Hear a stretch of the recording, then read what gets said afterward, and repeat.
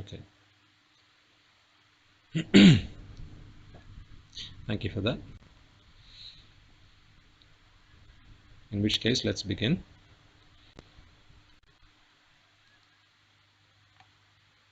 And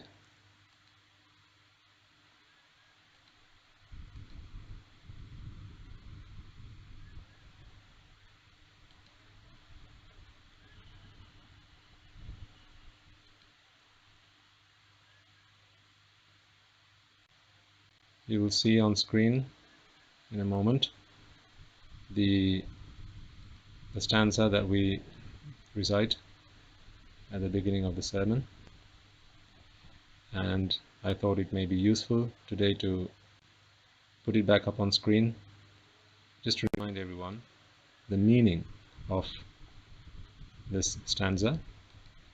It is one we have taken from the Upali the Householder discourse, the discourse given by the Lord Buddha to the householder Upali, who, if you remember from the previous sermon, was a devout follower of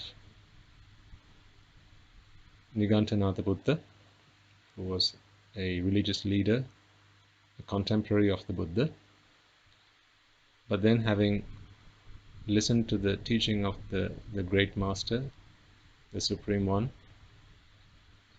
he was converted, his thinking was transformed, and he became a lifelong disciple of the Buddha.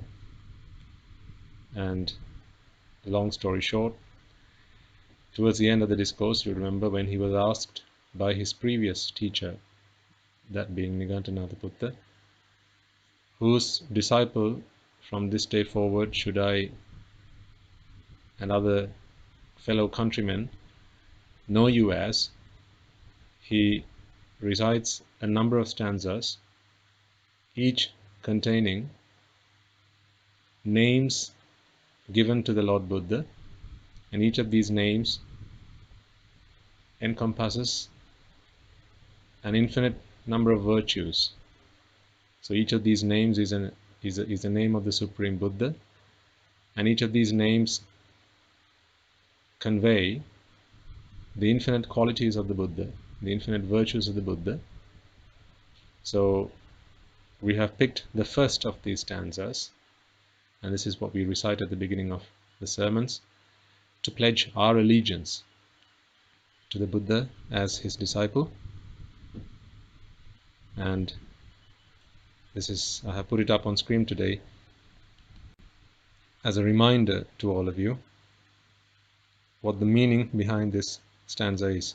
So you will see, of him who is wise, which is dhirasa, free from ignorance, vigata mohasa, one who has destroyed obstinacy, pabhinna kilasa, one who is the victor over conquerors, vijita vijayasa, he who is free from suffering, anigasa, and who possesses a perfectly impartial mind,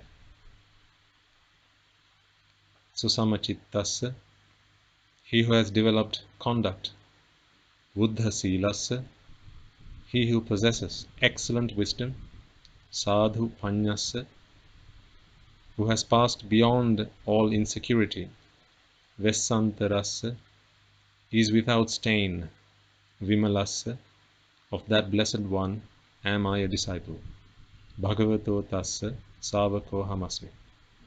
So that is the meaning of the first stanza. And so, before we commence today's sermon then, let us all take a moment to recite this stanza. And as you do so, I don't want this to be simply a recitation, but I want you all to take it into your hearts and into your minds as to how fortunate you are to consider yourself a disciple of the Blessed One, he who is the undefeated one, he who is the perfect one, he who is the immaculate one, the magnificent one, the omniscient one, the perfect one, the supremely enlightened one, the Gautama Buddha. So let us begin by reciting the stanza, and we will do so 3 times. So if I can ask you all to be upstanding. Following that, we will observe the precepts by taking refuge in the Noble Triple Gem, and we will then begin the sermon.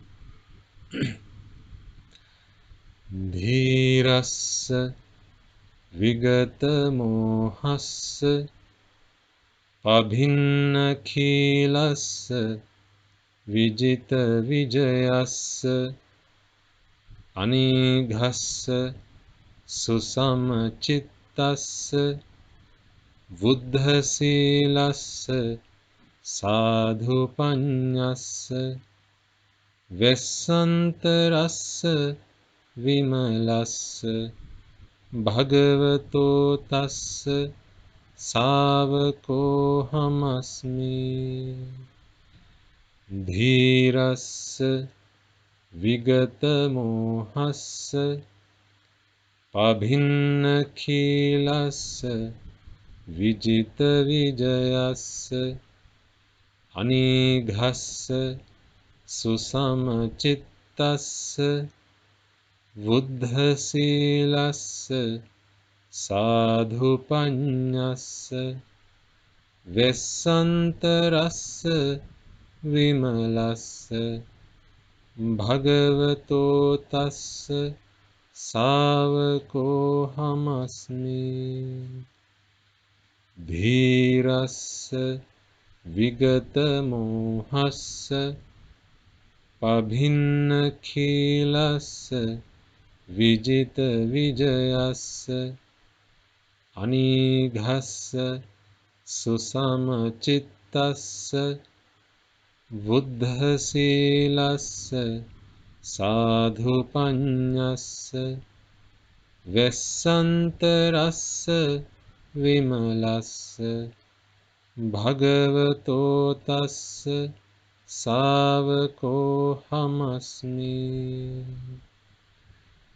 namo tassa bhagavato arahato samma sambuddhassa namo tassa bhagavato arahato samma sambuddhassa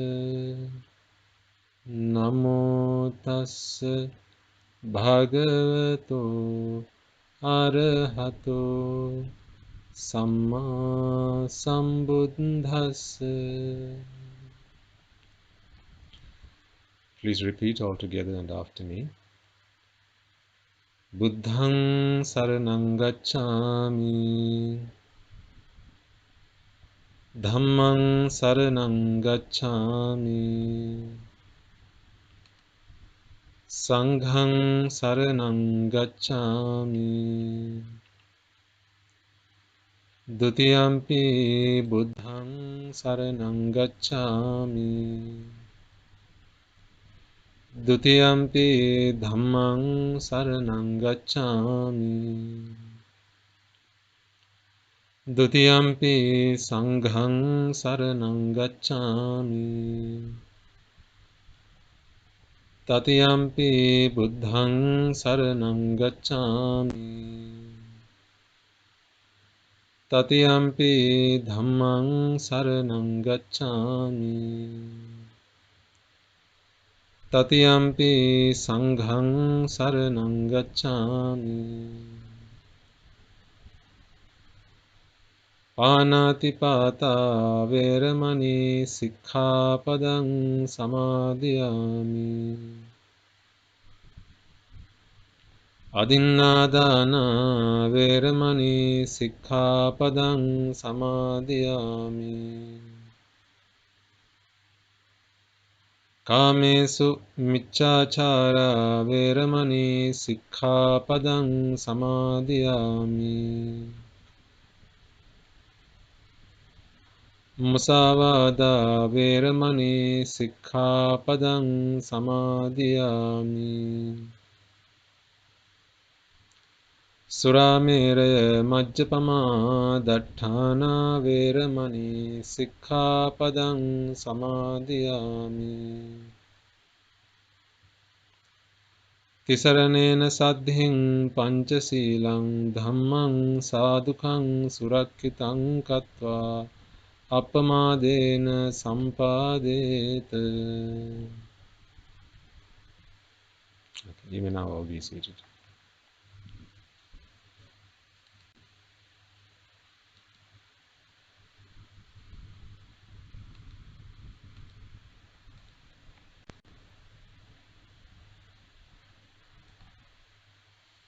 Okay. So as we always do before we commence the sermon, let us all take a moment to invite the devas, brahmas, spirits, demons, our ancestors who are among the dead, to join us and witness this meritorious deed, to listen to the teaching of the Buddha, in the hope that they may be able to find solace and free themselves from the shackles of samsara by attaining the bliss of Nibbana. Let us consider this our duty, our obligation towards them, for all the good things that they have done for us, to better our lives, to help us, support us, assist us, in whatever capacity they may be able to do so, and wherever they may be in these 10,000 world systems, considering that the gift of Dhamma is the gift that excels all gifts. Contemplating on that truth for a moment, let us extend this opportunity out to all of them. May they all be able to receive this invitation. May they join us, may they witness this meritorious deed as it unfolds. May they acquire merits, and may such merits help them to redeem themselves from any woeful states that they may be in. May through the power of these merits they be born in the blissful plane, and may they also be able to listen to the teaching of the Buddha, understand it, comprehend it, and may they all attain the supreme bliss of Nibbana. So, with those compassionate thoughts within your hearts and minds, let us extend that invitation out to all of them. So as I now make this invitation, I want you all to extend that invitation out to all of them, to invite them to join us in the hope that they are all able to attain the supreme bliss of Nibbana. Samanta Chakravalesu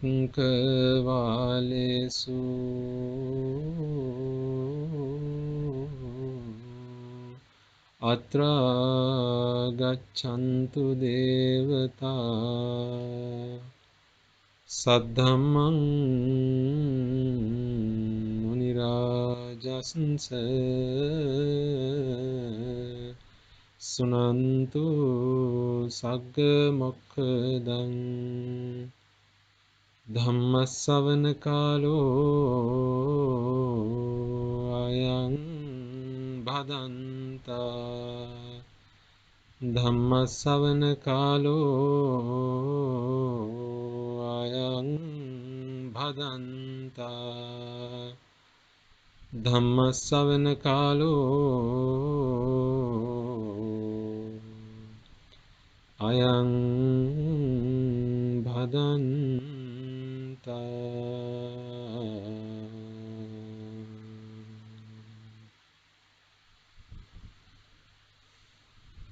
Okay.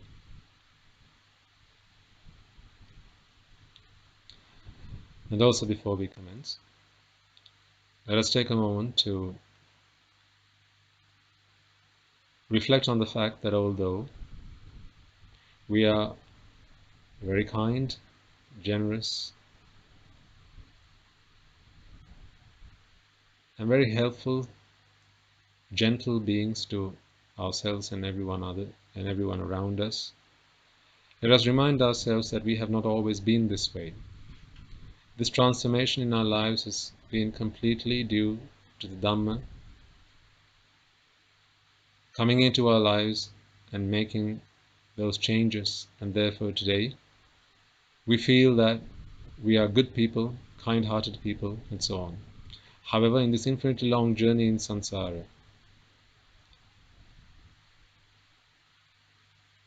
where we have not had the association of moral and noble ones, where we have virtually always been in the association of ignoble, immoral beings, who defiled our minds with desire, aversion, and delusion, having been blinded with ignorance and attachment. Countless times we will have offended the noble ones, the noble triple gem, as well as the Sambuddha Shasana, for any thoughts, words, or actions of desecration, revile, slander, or insult that we might have directed towards them. Either knowingly or unknowingly, the consequences of such actions may be that today our progress in the Dhamma is hindered, and it becomes extremely difficult for us to understand the teaching of the Buddha. Therefore, it becomes virtually impossible for us to free ourselves from suffering. So, before we commence this sermon then, with humility and humbleness within our hearts, let us take a moment to accept and acknowledge that this is who we will have been in samsara. Let us make a solemn promise to ourselves that we shall never find ourselves in that situation. We shall never stoop to such a low level. And in order to do that, we will strive to free ourselves from ignorance and attachment, the culprits which keep pushing ourselves towards making such offenses. But before we begin the sermon, let us all take a moment to seek forgiveness from the noble ones, the noble triple gem, the Samma Sambuddhas, the Pacceka Buddhas, the Arahata Buddhas, Anagamis, Sakradagamis, Sotapannas, be they on the path or having attained the fruits, as well as the Sambuddha Shasana, for any thoughts, words, or actions of revile, desecration, slander, or insult we might have directed towards them. May the noble ones forgive us, and let us all make a firm resolve that we shall never commit such offenses towards them, having identified and having understood the greatness of their virtue. So let us all take a moment to seek that forgiveness.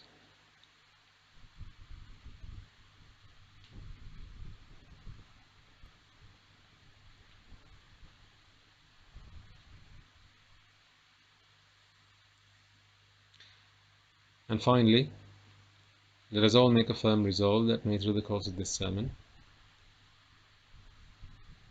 if there are gaps in our understanding which have thus far kept us from achieving the noble states, may through the course of this sermon we be able to fulfill such gaps in our understanding, our knowledge, and in our comprehension. May through the course of this sermon we be able to attain the state of Sotapanna. And if there are any among you who have already achieved that state, may through the course of this sermon you be able to fulfill the subsequent stages and attain the supreme bliss of Nibbana. So with that firm resolve in our minds and hearts, let us all prepare ourselves to listen to this sermon.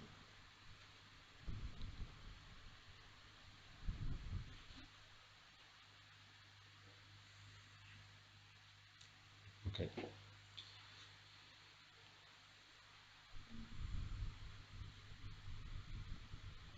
A brief reminder, as usual, to put aside any distractions, including any electronic devices.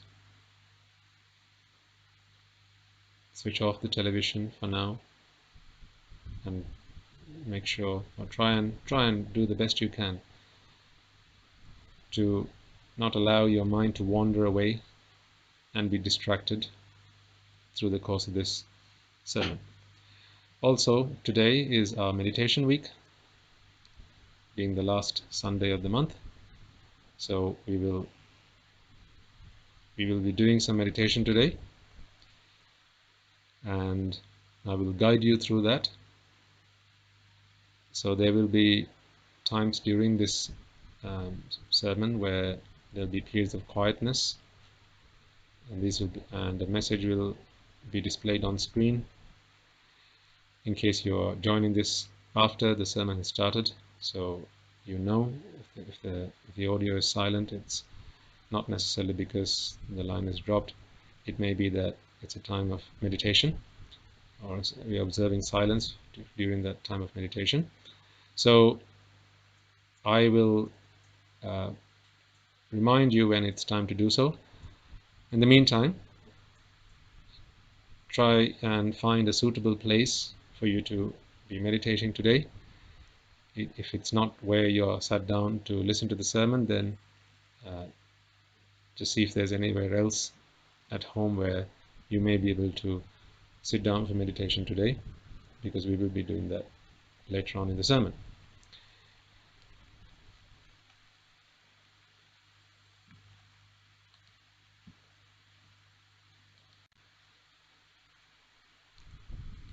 Okay. Now, over the last couple of weeks, we did start to talk about some aspects of Kaya Anupassana, which is one of the 4 states of awareness. You remember why I am somewhat reserved, somewhat hesitant rather, in my use of the word awareness. I explained why that was, but so I will not be talking about that today. But when I say awareness, I need you to understand what context I mean it in. And hopefully, during our meditation session today, you will begin to realize that the awareness that has been accepted by a lot of meditation practitioners throughout the world, and you know perhaps better than me, then that there are lots of books written on the practice of meditation, even in the Western world, and various cultures, various schools of thought, various philosophies, various teachers, both contemporary as well as novel. They, even in science and psychology, there are many advantages of meditation that are being proposed, and people are encouraged. Even people in a lay life are being encouraged quite actively to engage in meditation. Meditation is of course good, but that's like anything. It's good if you use it correctly. So meditation is a tool, it's an instrument, it's a device which can be used, which can be put to good use, but it can also be put to detrimental use. I'll be the first to admit that there are people around the world who have gone insane because they have practiced meditation incorrectly. Sometimes you will have heard of patients in mental hospitals, and when consulted, or when you talk to them, they will tell you that, or at least their families will tell us that this has happened to them because they began to meditate, and sometimes when further questioned what sort of meditation did they engage in, it's sometimes you find that they have started meditation by learning how to meditate in a class. So there are meditation classes, or perhaps reading a book, watching a YouTube sermon, or perhaps some kind of instruction video, something like that, something or the other. So, clearly people have picked up the habit of meditation or the practice of meditation from someone else. Very rarely do you find someone who has a natural inclination to meditate without any prompting. So anyone who's meditated, by and large, will have been influenced to do so by the people that they have associated, or at least reading a book. A lot of self-help books these days, you will find, will talk about meditation, and they will talk about the advantages of meditation. So as I say, the long and short of it is, meditation is good, of course, I would agree with that, but as with anything, it's good if you use it correctly. That's like asking, is a knife a good thing? Of course, a knife is good if you use it correctly, but used wrongly, it can cause a lot of damage. That's pretty obvious. So meditation is pretty similar. Use it correctly, it can do you a lot of good. use it wrongly, and it can completely send you insane. I'll be the first to agree with that. So this is why meditation has to follow good, solid understanding in the Dhamma. Meditation is essentially putting into practice what you have understood. Because you know that Buddhist philosophy is to cleanse the mind. To cleanse the mind, you don't need anything material. You don't need to physically do anything. You don't need to go about or be somewhere in particular or to have any material things or possessions in order to cleanse the mind. Because cleansing the mind is a spiritual activity. You don't need anything material for that. Cleansing of the mind happens within the mind. So it's the mind you need to cleanse the mind. But cleansing of the mind does not happen automatically. And cleansing of the mind is essentially removing the defilements, the cankers, which induce suffering into the mind. So what we do when we meditate is, first of all, understand the Dhamma, which is the key to cleanse the mind, the Dhamma that contains the formula to cleanse the mind. So this is the active ingredient, if you like, that is the Dhamma. And then what we do is, like one washes their dirty linen with a bar of soap. I think I've used this metaphor several times before. But it's a very good way to describe what meditation is. This is why I keep going back to it. As one would use a bar of soap to cleanse or to wash dirty linen, that is to remove any dirt from the linen and then keep the linen. So you don't throw the linen and the dirt away. You remove the dirt, the grime, the dust, and you keep the cloth. That's the objective of washing. Likewise, we want to keep the mind, not lose our mind. We want to keep our minds and just lose the defilements that lay on top of it. And that is what meditation is. So it's pretty obvious then that to do that, you need to have understood the active ingredient or the method, the Dhamma, which has the power to remove the defilements. And this is the Dhamma that we talk about a lot of the time. Well, this is the Dhamma which we talk about during these sermons. Anicca Dukkha Anatta. So this is exactly what we'll be doing today also. Application of the Dhamma to cleanse the mind of its defilements. So today,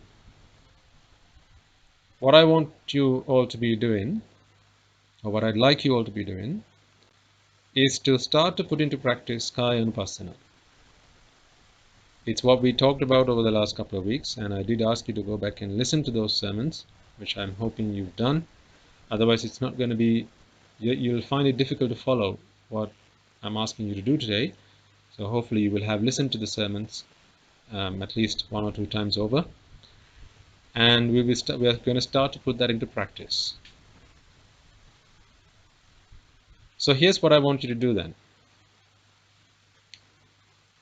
Now, when we talk about awareness, and again I will remind you of this, I'm very careful in my choice of words, which is why sometimes it sounds like I'm breaking between words, because I'm very careful about my choice of word. The next word I say, I have to think about it.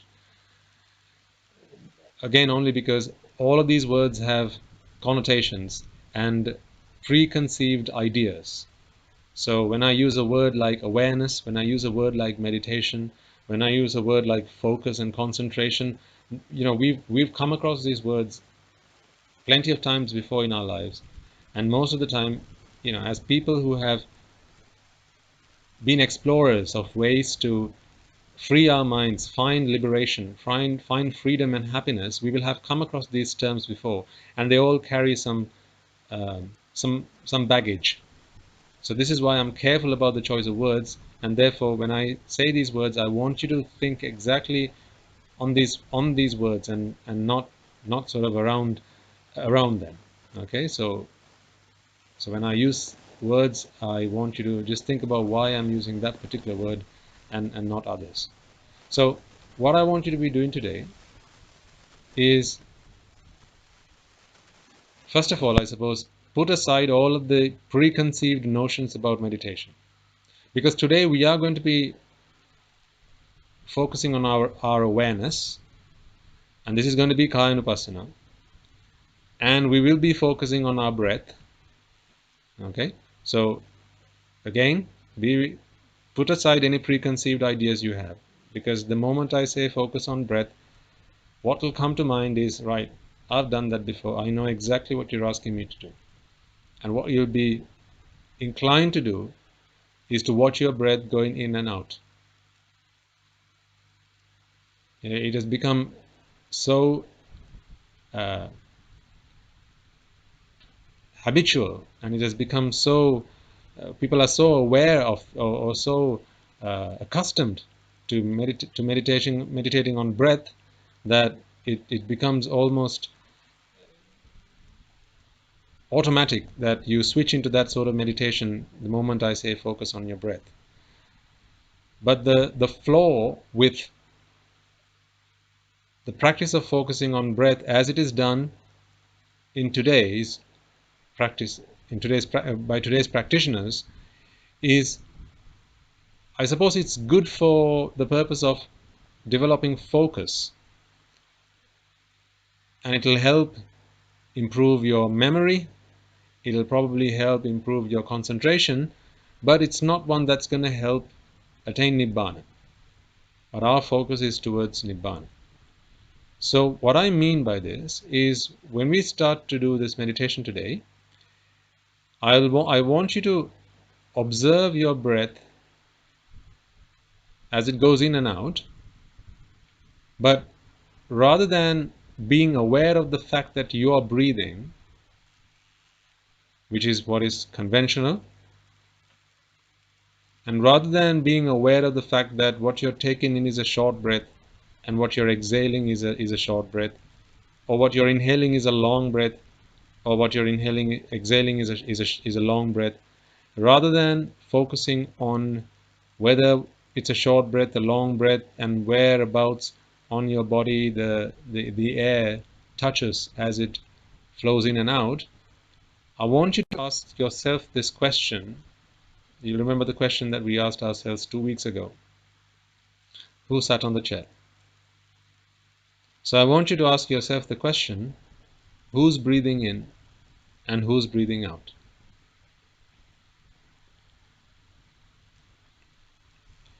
Because the reason we are doing this meditation is to discover where is the self. The self that we have so gotten used to accepting and acknowledging is within this body.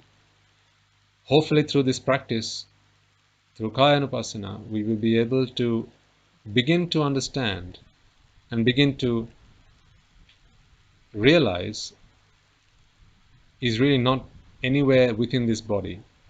It's not part of the body, it's not within the body, it does not encompass the body, it does not engulf the body, it's nothing to do with the body. And from previous sermons you remember why this is the case. We have spoken about this at great length. I have given you evidence as to why, as to how rather, it's impossible for us to consider that the body is the self. Okay, so if you go back and if you had gone back and listened to the previous sermons, you will know this. Why it's wrong and flawed to consider that the body is the self. So, but that doesn't stop us immediately from discarding that idea altogether. We still sense that the body is the self, and through the practice of awareness and Kayanupasana, we will be able to put that knowledge, this new knowledge, newfound knowledge, into practice. And it's through practice it makes perfect. So what we're going to be doing today is putting that knowledge into practice. So wisdom, as we discussed some weeks ago, is right knowledge. Delusion is wrong knowledge. Wisdom is right knowledge. So, or ignorance is wrong knowledge, and wisdom is right knowledge. So we are going to be putting right knowledge that we have acquired by listening to the sermons, and that's the only way you can get that, initially at least. Right knowledge that we have gained by listening to the sermons, we are now going to start to put that right knowledge into practice. Okay? So please listen carefully to what I'm saying. I don't want you to lose your minds, because what we are trying to do is lose the defilements, not the mind. Let's keep the mind and lose the defilements. What we want to be doing is observe your breath as it goes in and out, but I want you to go a step further. And it does not matter whether it's a short breath or a long breath, because after all, if say you've got a breathing disorder and you can't take a long breath, right? Or say the moment you take a long breath you start coughing, then you'll have to ask me, Swami Nuhansa, surely I can't do breath meditation because I can't take a long breath. So I can only do half of that meditation, only the short breaths. So this is what I'm saying. We need to go beyond what looks obvious on the outside. So that's why I really don't care whether it's a long breath or a short breath or a medium breath you're taking in or out. That is not the focus of our meditation. What I want you to be doing today is to ask yourself this question: who is it that's breathing? Who's breathing? And remember, you can only answer, you should only be able to answer one of these two questions. I repeat, you should only be able to answer one of these two questions. Question 1, who's breathing? Question 2, what is breathing? If you can answer one question, you can't answer the other question. If you can answer the question, who is breathing, and you're satisfied with that answer, who's breathing? I'm breathing. If you're satisfied with that answer, then you should probably go back and listen to the sermons rather than continue with this meditation. But when you ask that question, who's breathing, and an answer comes from within, it's me that's breathing, but you're not satisfied with that answer. You're not satisfied with that answer because you are beginning to understand that there is no me that's breathing. This is simply a machine. This is simply a body that is going through the process of respiration. Right? We learned it for science, the respiratory system. After all, these are all systems within a body.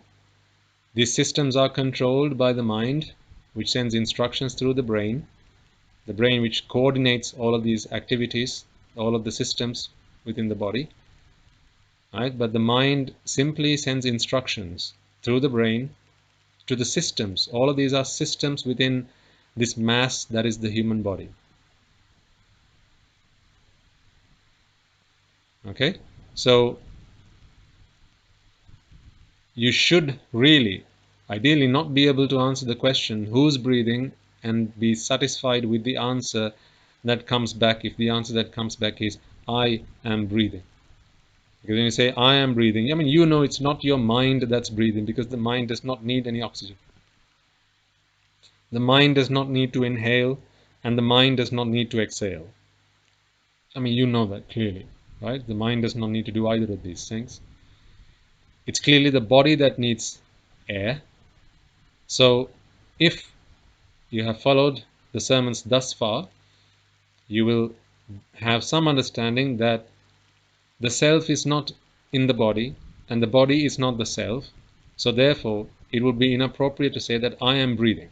However, as you do your meditation, rest assured that you will immediately, the answer will come back to you when you ask the question, who's breathing? It's almost immediate. The answer back will be, I'm breathing. Of course I'm breathing. But when that answer comes back, I want you to analyze that. This is what I want you to be doing. I want you to analyze that. Really, is it I who's breathing? Where's the I that's breathing? Where's the me that's breathing? Is it not just the body that's breathing in and breathing out? It's simply a process that's running within the body.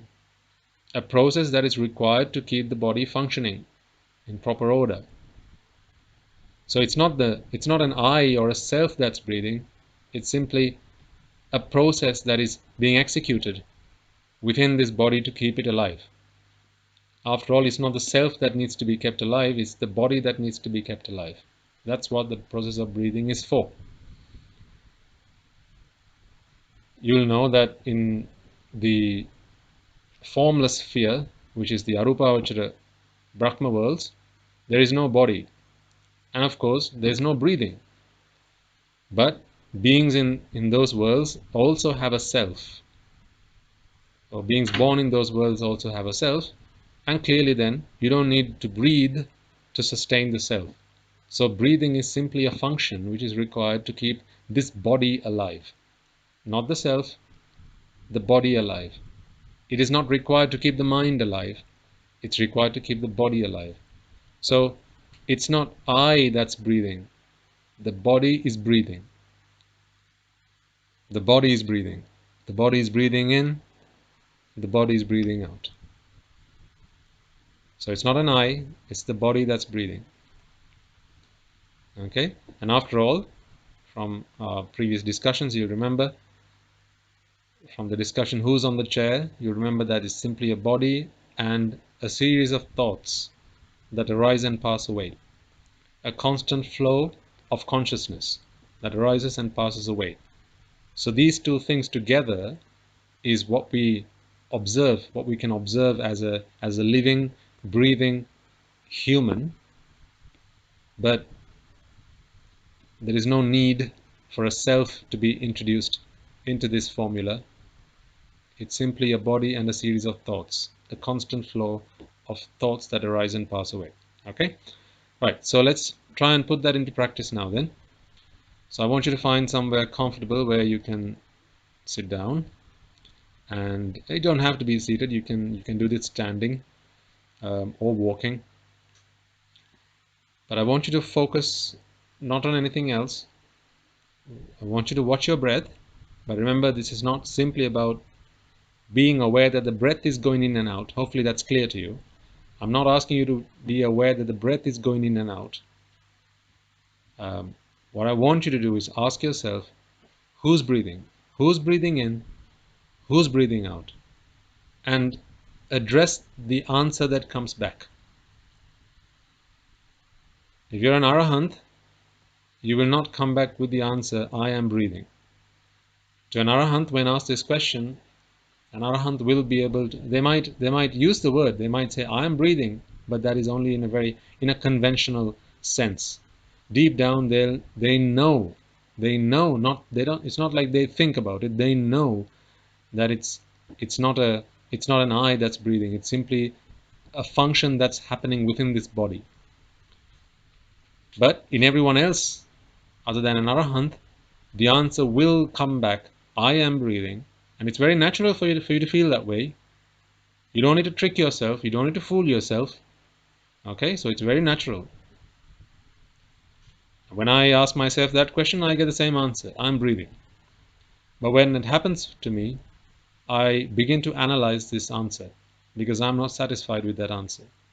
Because I understand that an I is perfunctory. There's no need for an I here. It's not necessary. What's happening is the body is breathing, and clearly I don't need any breath. I don't need air.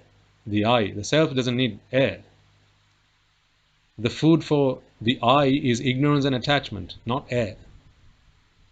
You don't need oxygen, you don't need to exhale carbon dioxide.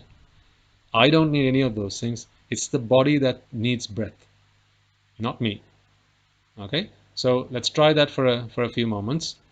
Sit down comfortably, or you can be standing if perhaps you start to feel a bit sleepy. Maybe if you sit down, then it's fine to be standing or walking. But what I want you to do is, over the next few minutes, observe your breath and ask yourself the question, who's breathing? When the answer will come back, I am breathing, take a moment to analyze that. Is it me, or really is it just this body that is breathing? The body breathing in, the body breathing out.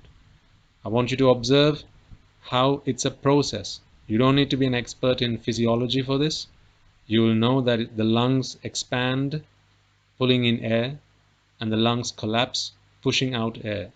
It's simply this process that's happening within the body. There are causes which expand the lungs and therefore pull in air. There are causes which collapse the lungs and therefore exhale the air. That's all that's happening. So then the answer to that question, if it was I am breathing, then the I becomes redundant. There's no need for an I here. It's simply a process. I want you to, that's the conclusion I want you to get to towards the end of this practice. Okay? So without any further ado then, let us start our meditation.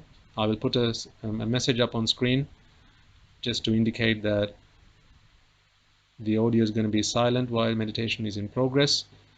You will see that appear on screen in just a moment. And when it's time to resume, I will let you know. So for that time period, please continue with your practice. Okay? So if you're ready, let's begin. Namo tassa bhagavato arahato samma sambuddhassa. Namo tassa bhagavato arahato samma sambuddhassa.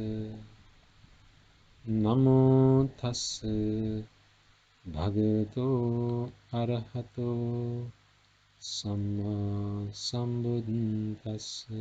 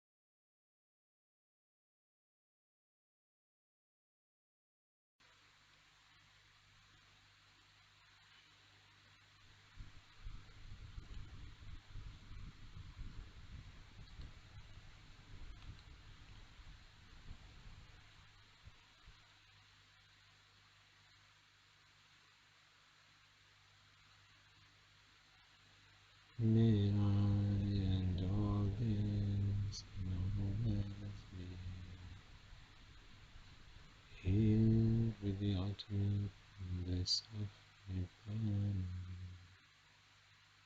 healed with the ultimate bliss of Nibbana, healed with the ultimate bliss of Nibbana. May I and all beings in all worlds be healed with the ultimate bliss of Nibbana, healed with the ultimate bliss of Nibbana, healed with the ultimate bliss of Nibbana. May I and all beings in all worlds be healed with the ultimate bliss of Nibbana,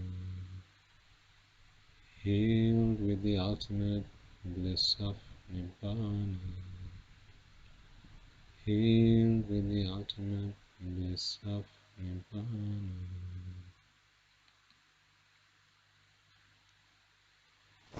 Okay, let's stop the meditation there for a moment and continue with our discussion. I will give you more time again to after I have explained to you a little bit more about what we are doing and helped you better understand what's really going on.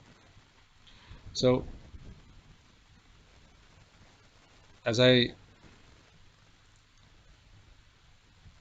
explained to you before we started the meditation session, it is perfectly normal, within inverted commas, normal, to feel that it's you that's breathing. And the reason for this is that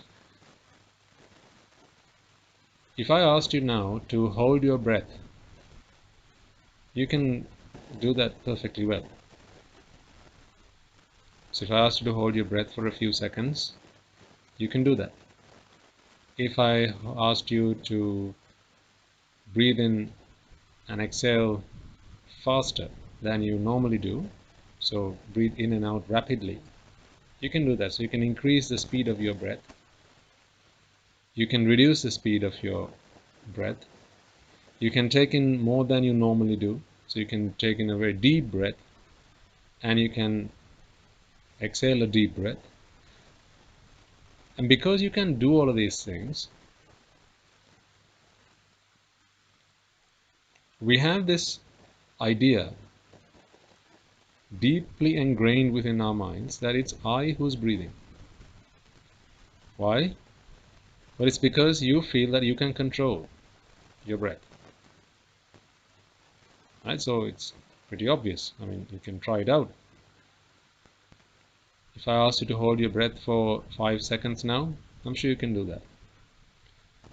And because you can do that, your immediate instinct is to draw the conclusion that, hey, well, I'm the one who's breathing because, see, I can hold my breath. And I'm the one who's breathing because I can take in deep breaths. And of course, I'm the one who's breathing because I can exhale deep breaths, or short breaths, or medium breaths. So that gives us the impression that I am in control of my breath, and so therefore it must be me, it must be I who's breathing. So here's where we draw a wrong conclusion based on observable evidence. We must understand that not all observable evidence is true evidence. Just because, I mean, if you just think about a crime scene, just because you find a knife next to a dead body does not necessarily mean that the man was stabbed to death. You don't need to be Sherlock Holmes to understand that. The perpetrator could have killed the person and then left a knife. beside the dead body. So there are various ways, explanations. Okay, so you understand that. Likewise, we must be careful about drawing conclusions without analyzing what's really going on.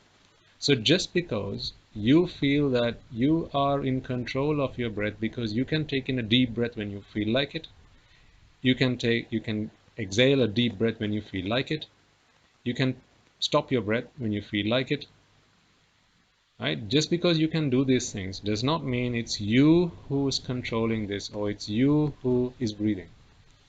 And I'll prove this to you in this by giving you just something really simple to think about. As we discussed a few moments ago, right, breathing is a function which is required to keep this body alive, right? We all agree with that. That's why we have a respiratory system, and this system is vital to sustain life within the entire system of the human body. Think about some of the other systems. Let's take, for instance, the digestive system. Can you control the operation of the digestive system? Of course, you can put stuff into the digestive system through your mouth. You can chew, you can swallow, but once you have swallowed, how much control do you have after that? Now you're beginning to understand something. So you see, once the food leaves your throat and it goes down your food tube or your esophagus down into your stomach, in fact, after you've swallowed, can you stop it from going down your food pipe? Of course you can't. Can you stop it from entering the stomach? Or can you stop the gastric juices from secreting and starting to digest the food in your stomach? No, of course you can't. What about the food moving from your stomach into your small intestines and then into your large intestines? Can you stop any of that? Do you have control over any of those things about the secretion of bile and various other digestive fluids? Clearly you can't. So why do you think, or rather, because you can't control these things, you get the feeling that it's, you never hear someone say, I've just had a heavy meal, I'm just going to go somewhere so I can digest my food. Even when you say the word digesting, you inherently know that this is a passive activity. You know that it's not an active activity. In other words, you know that there's no doer when it concerns the process of digestion. There's no doer in this process. What about the circulatory system? So once the lungs have given out the oxygen or the air that has been taken into the blood, now of course you have the circulatory system that takes this vital ingredient throughout the rest of the body. And of course there are various other functions that happen along the way, but just to keep it simple, takes oxygen around the rest of the body. Can you control that? Can you stop the blood that's leaving your heart from entering your left arm, for instance, or your right leg? Can you do that? No. So therefore, you're never going to find yourself, or anyone for that matter, saying to another person, you know what, I'm just going to go and circulate some of the blood around my body. I'll be back in a moment. Or I'm busy right now because I'm circulating my blood around my body. Please, can you come back later? I can't talk to you now because I'm busy. You don't find people saying things like that. Because you don't have control over these functions that happen within the body, we are ready to accept that these are involuntary actions. That these are actions which do not require a doer. They're passive actions. You remember our discussion about active and passive last week, hopefully. How passive sentences and use of passive grammar is frowned upon, and the preference in learned society is to use active sense, to speak in active tense. This is because it is frowned upon. It is uncomfortable for people to talk about things that happen without a doer. So much so, and I'm going to be careful in the way I phrase this, you'll recall from studying human history,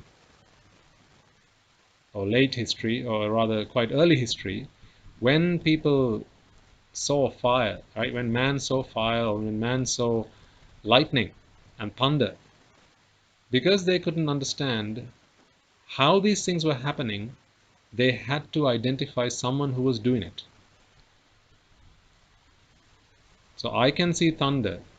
Who's doing it? They looked around. They couldn't see anyone. And you know what happened then. So they came up with an answer. Right? They saw the sun and the moon. I didn't put it up there. Who did?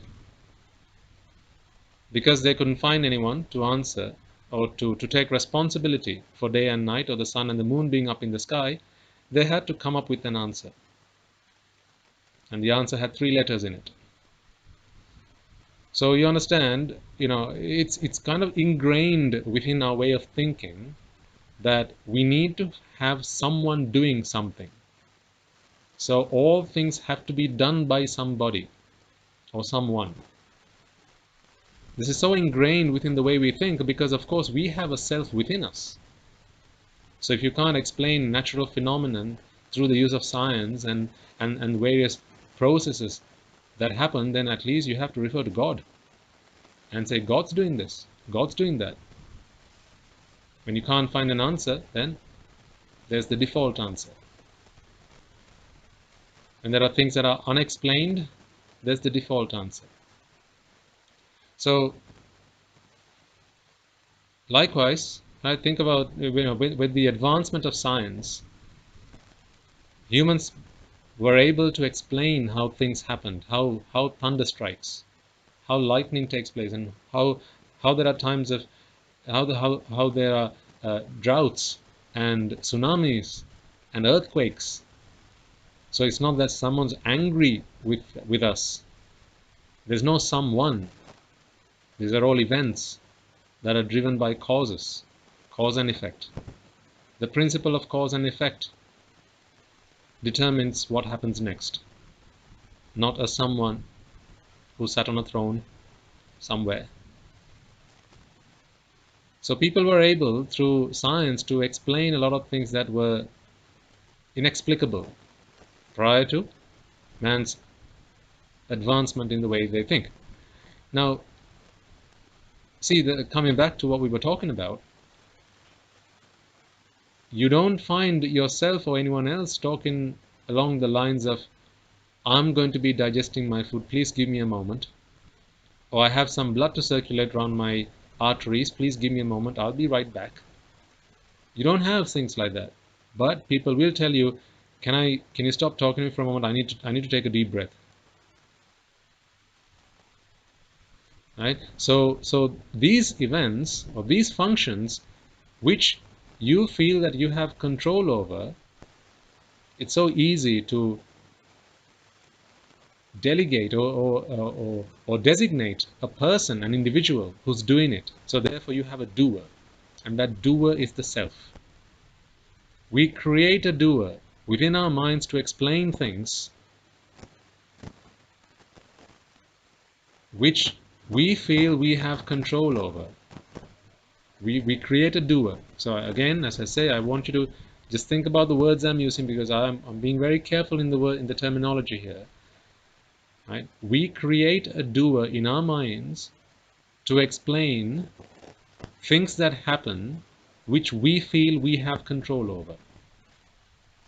So remember, we create, so it's we creating it, I'm creating it. A doer that does the things that I feel I have control over. Not I have control over, I feel I have control over. But then when it comes to things like the digestive system or the circulatory system or various other systems within the body, now we don't talk about them in the active sense. We know that if you swallow a lump of food and once it leaves your throat, there's very little you can do to stop its journey through the rest of the digestive system. You know there's very little you can do about it. Hardly anything at all. So therefore you don't speak about it in the active sense. But then when you come back to breathing though, breathing in and breathing out, now you ask the question, who's breathing? And you can very simply come out with the answer, I am breathing, because you believe that you are controlling this. But really what's happening is this is all cause and effect. To put it very simply, and I'm no expert in this, but to put it very simply, your brain is, or your mind really is sending a signal, because really all things that happen within the body are driven by the mind. It's the mind that's supplying energy to all of the events that are taking place within your body. As much as we'd like to think that these are all involuntary actions, and they may be involuntary in that you are unable to assign a doer. I think that's probably what people nowadays consider voluntary and involuntary actions. Okay, when you are unable to assign a doer, so when you don't feel like you are doing it, then people say that this is an involuntary action. Involuntary action, reflexes, involuntary actions. That's because you are unable to assign a doer. That's because the self that you create in the mind is unable to control that function of the body. Therefore, we call them involuntary. But the truth of the matter is that self was also only artificial. It's a created self. So even the things that we feel are voluntary are really not done by the self at all. You know, the most simple way to explain that, doesn't an arahant breathe? So if you ask an arahant, what are you doing? And he's breathing, and he will answer, I am breathing. But remember again, he says the word I in the conventional sense. He or she, and I'm speaking of an arahant here, knows fully well that what's happening is simply cause and effect. He understands fully well that the mind is sending an instruction to the brain to relay that instruction to the lungs to expand and collapse. And that's all that's happening. It's really a machine. It's simply a machine. And in this machine, like the hardware, there's a software that's running. There's a software that's running, and the software being the mind here, that's using the brain to interpret signals from the rest of the body through the brain and to send signals or instructions to the rest of the body, again via the brain. So really this is what's happening here. However, because we feel that we have to be in control of things, now what we do is we create a self. This self is completely artificial. Talk about artificial intelligence.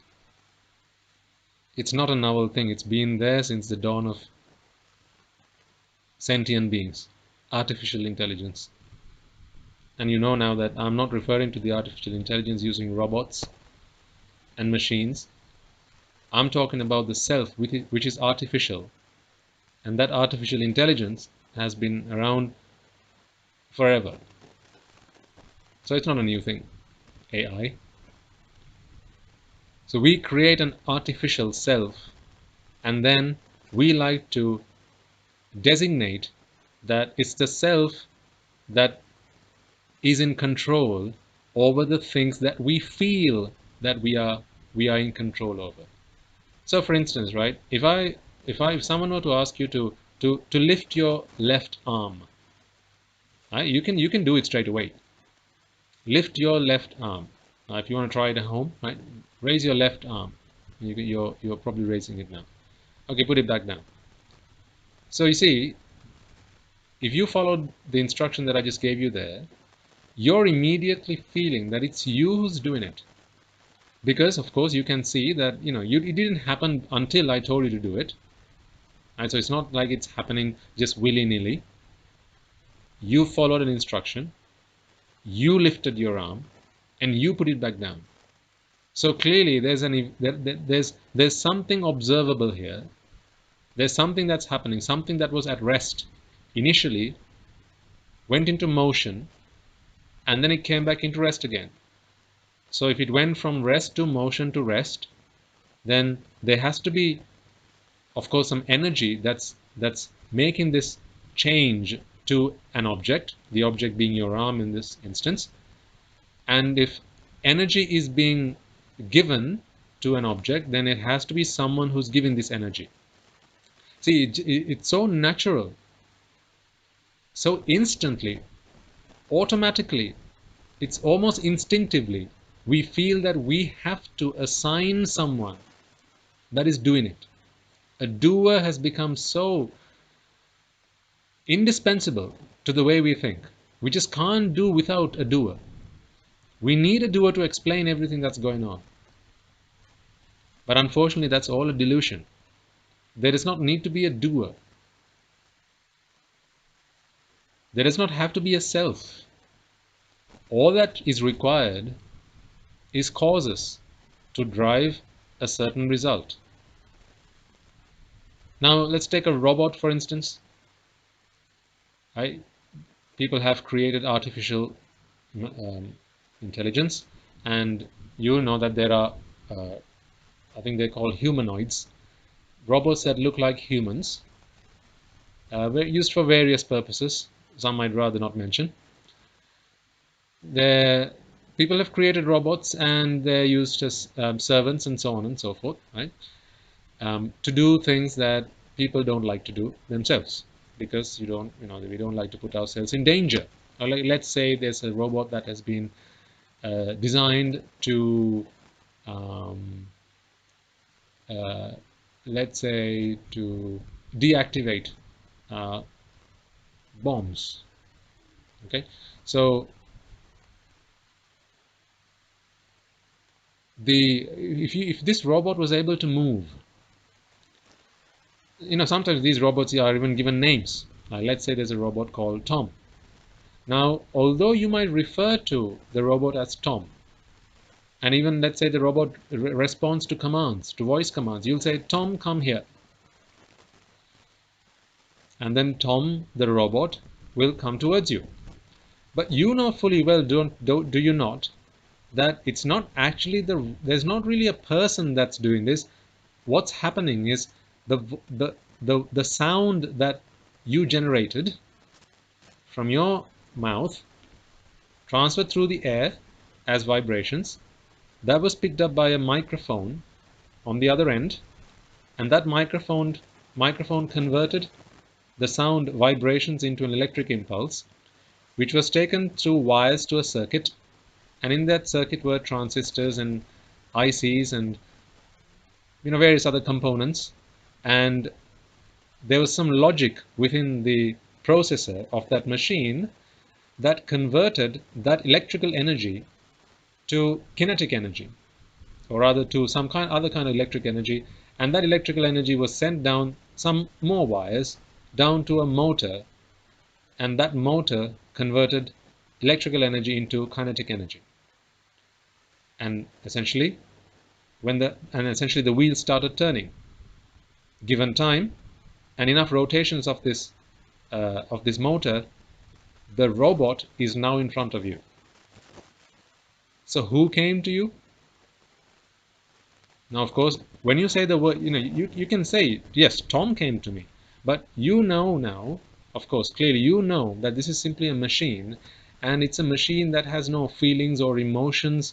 It's simply responding to a command. Actually, it's not something responding to a command. It's just cause and effect. That's going on here. Now, could you not try and think of yourself in terms of the robot? Really, what are you doing? So your mother calls you, Puta, come here. What's really going on? Is there a lot of difference between what happened to Tom and what happened with you? Again, the same process, is it not? So mother's voice, sounds leave mother's mouth, travels through the air. These vibrations reach your eardrums, which also resonate to the same frequency.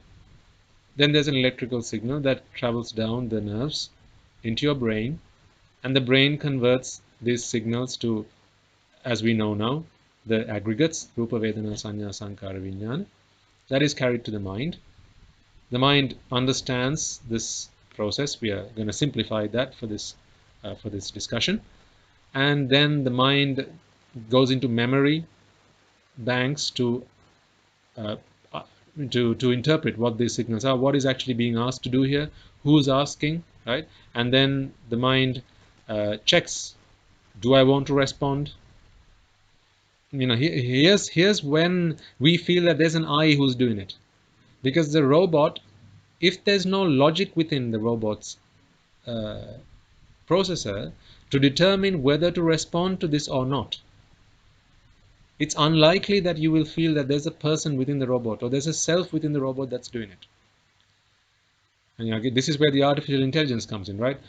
Artificial intelligence is so advanced these days that some people, they can't tell the difference between a real human and an artificial human. Dear me, I'm referring to them as artificial humans, machines. It's difficult to tell the difference because sometimes some of these machines, their responses are driven by circumstances.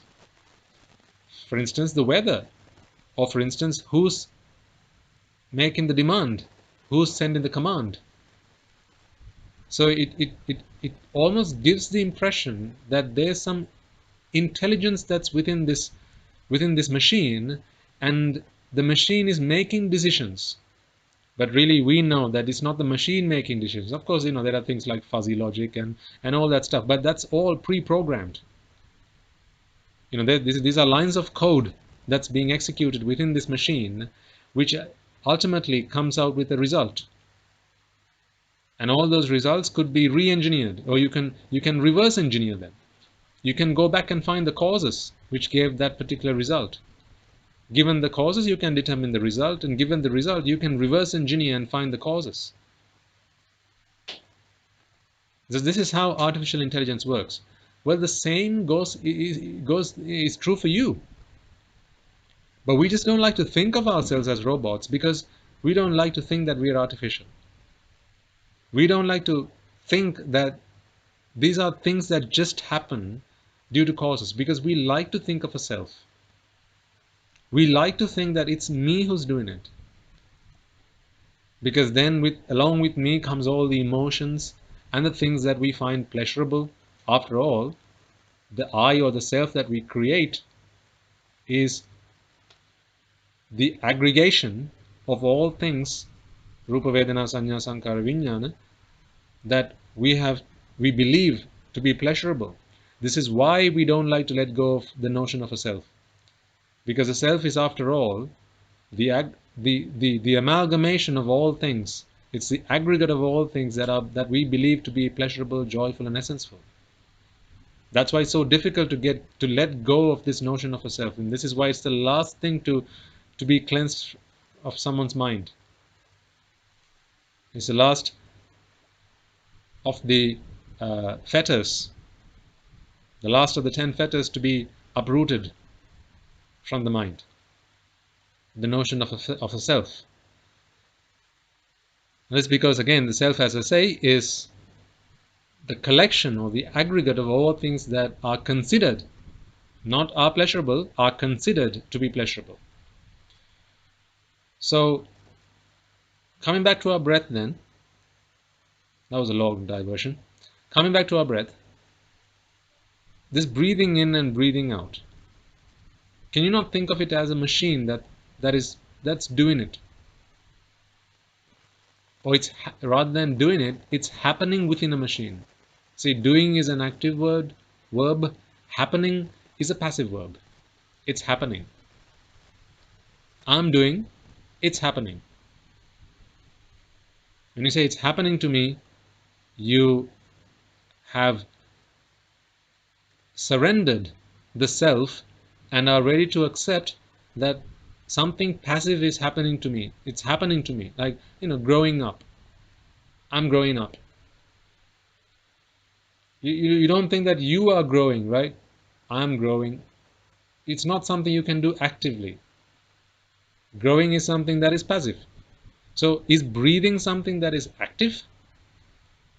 Or is it simply causes which lead to the result that is breathing in, breathing out, holding your breath, deep breaths, short breaths, all of these things.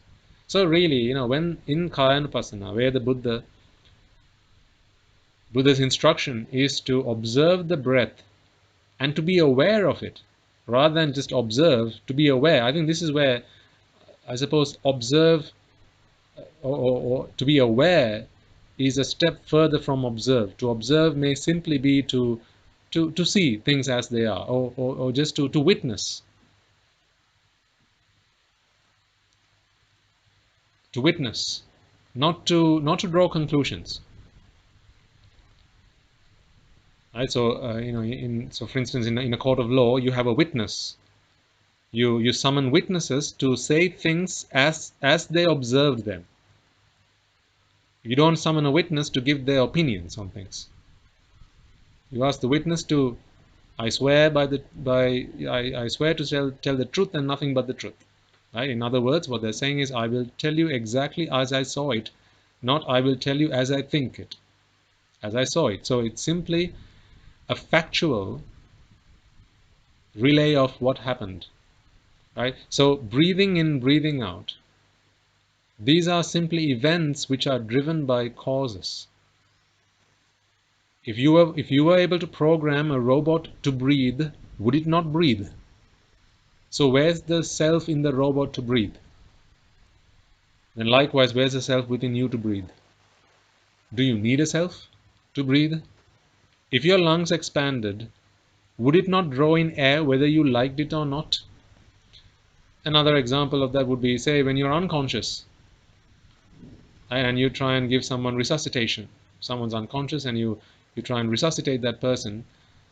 The procedure is normally to put your mouth across the other person's mouth and breathe in.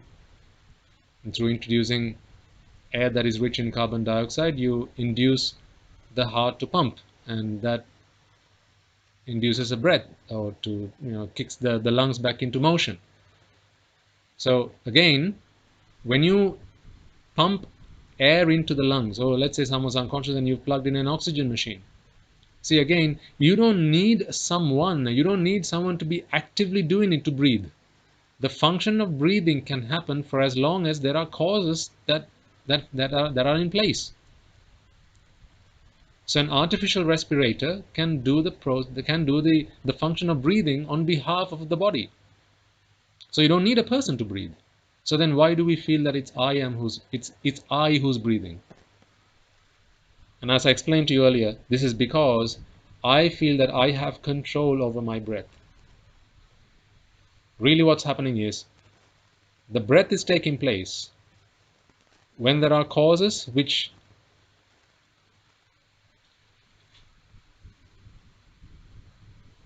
determine that it's time to stop inhaling. Then the step of inhaling stops, and when there are causes which determine now's the time to start exhaling, then exhaling is initiated.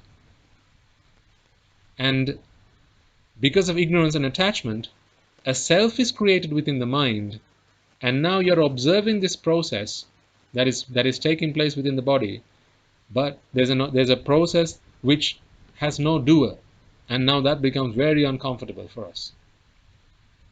So what we do is we create that self, and now we assign that function of breathing to the doer, the self. And then we say, I am breathing, and I am breathing out, or I am breathing in. This union that is made within the mind is completely unnecessary. It's not required, and it is the cause of all suffering after all. So when you can't breathe, or when breathing can't take place, we like to say, we say, I'm short of breath, or I can't breathe.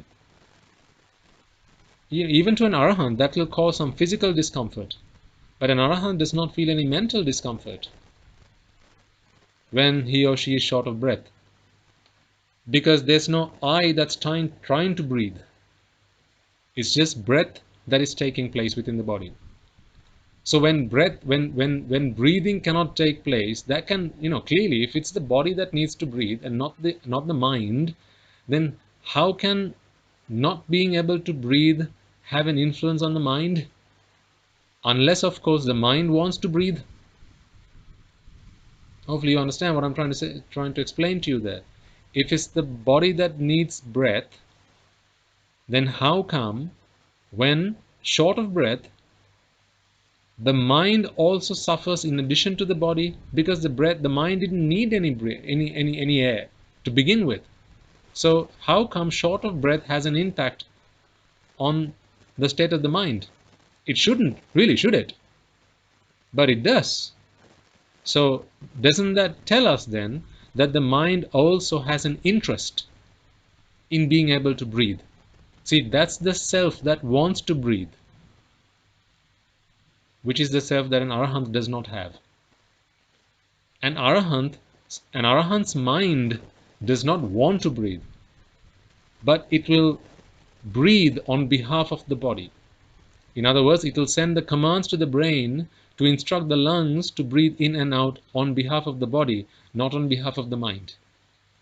Because there's no self in an arahant's mind.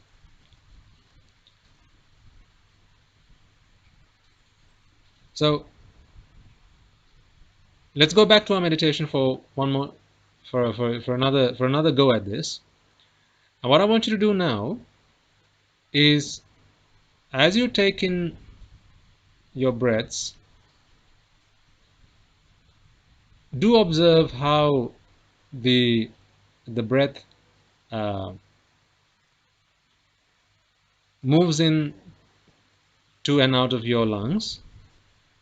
And with this knowledge that you have now acquired over the last few minutes I've been talking to you, I want you to once again ask yourself the question, who's breathing? All right, so we did exactly the same thing before, but between that session and now, I have explained to you further that really you don't need a self to breathe. You just need causes which drive the motions of the lungs, right? You just need the muscles of the lungs to contract, or your diaphragm to contract and to relax, and that inhales and exhales, that expands the lungs and that collapses the lungs. That's the event. These are the causes which drive that motion of breathing in and out. You don't need a self. If for instance you took some electrodes and plugged them to your diaphragm, and you were able to send an electrical impulse through these electrodes, now your diaphragm can do a pretty good job of breathing in and out on behalf of your body. You'll note that I didn't say on behalf of you, on behalf of your body, because you don't need to breathe really. Your body needs to breathe. And alongside this, I also want to remind you of something that we spoke about, I think it was not last week, but the week before.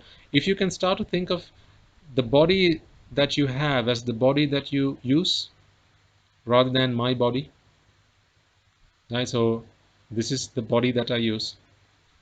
A long time ago, I asked you to think along those lines about your material possessions, like the plate that I eat in, or the cup that I drink in, the bed that I sleep in, the house that I live in, the TV that I watch, the shoes that I jog in. If you've been practicing some of that, then what I'm asking you to do now will be easier. So really, this is the body that you use. Look at the fingers of your hands.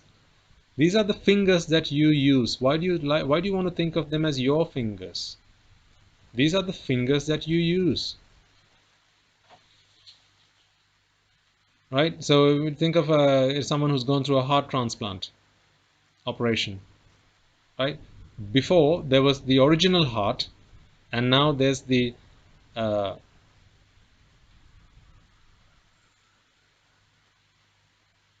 implanted heart.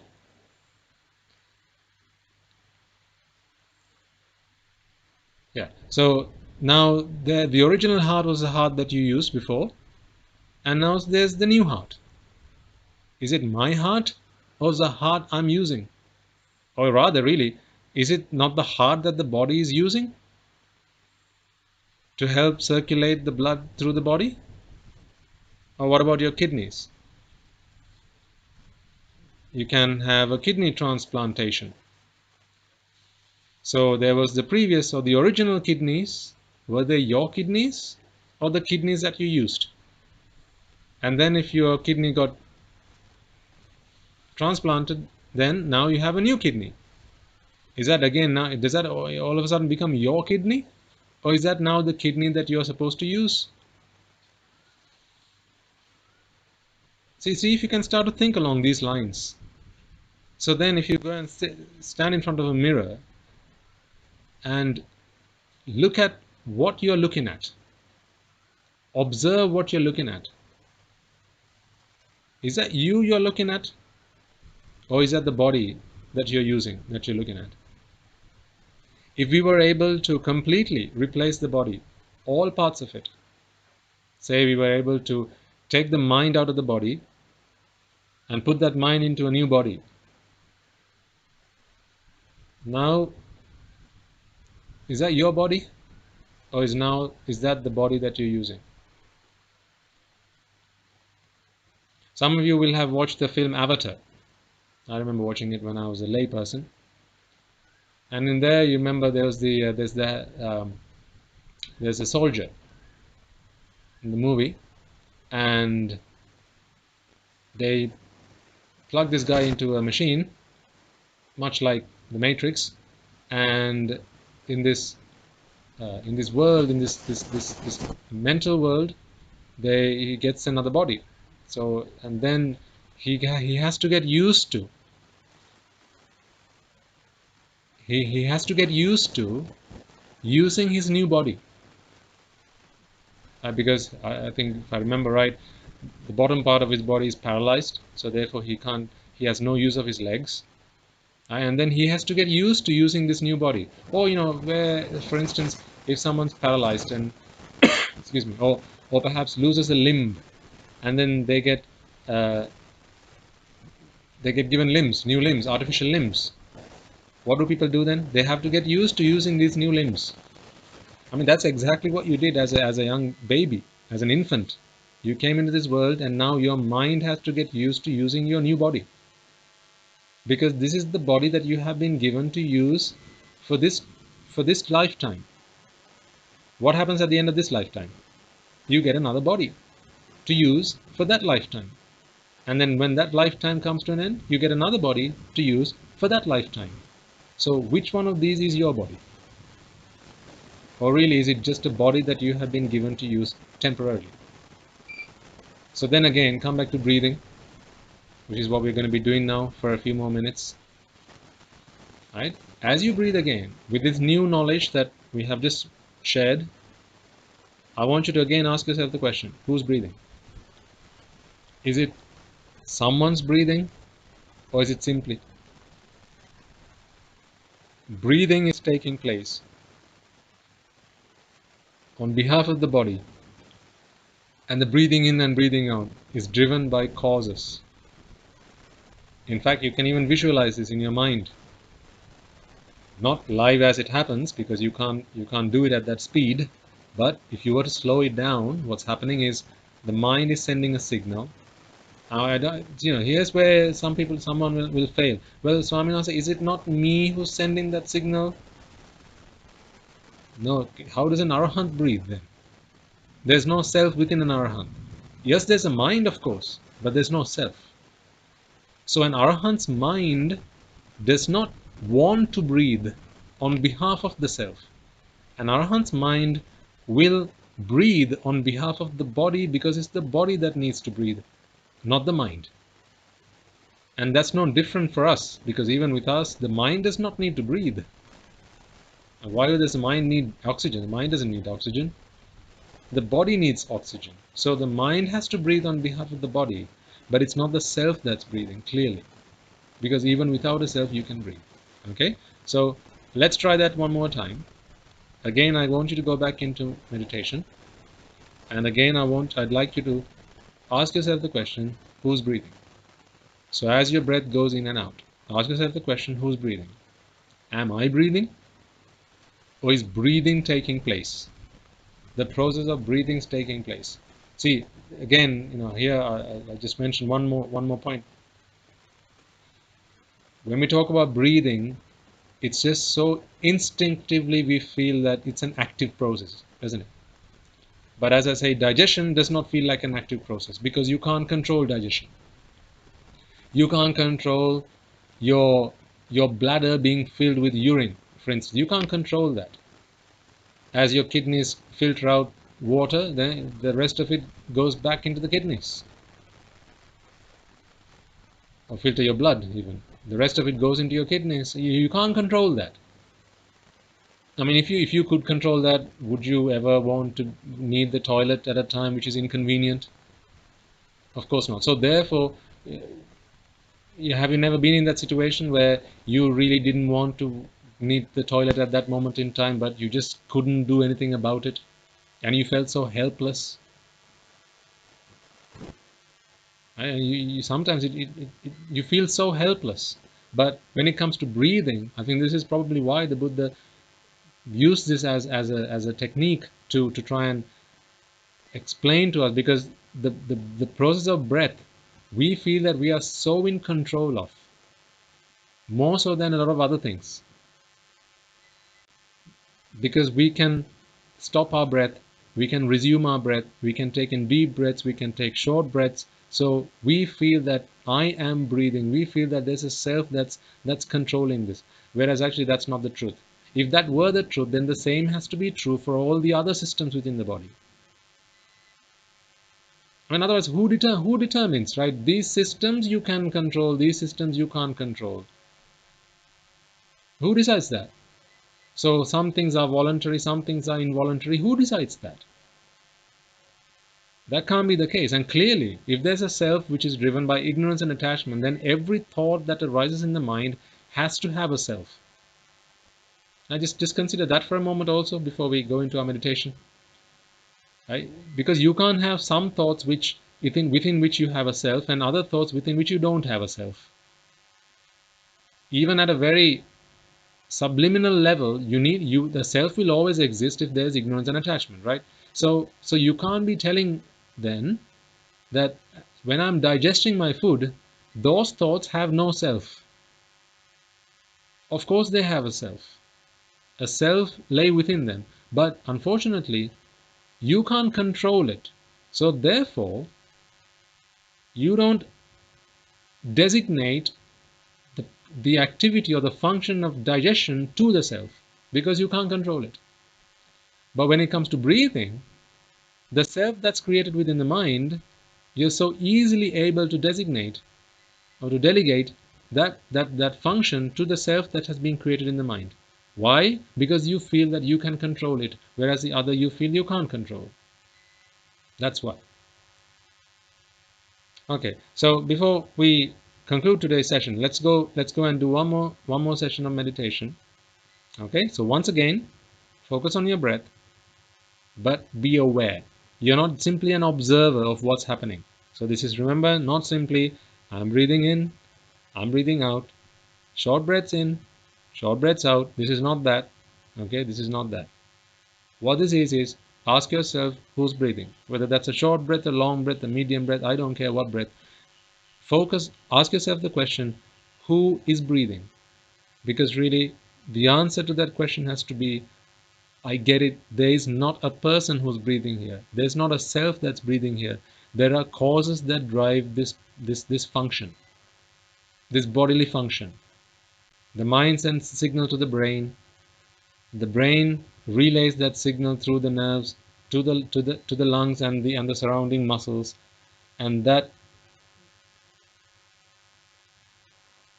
um, contracts the muscles, therefore expanding the lungs, and the air comes in, and then signal again relaxes the muscles, the lungs collapse, and the air goes out.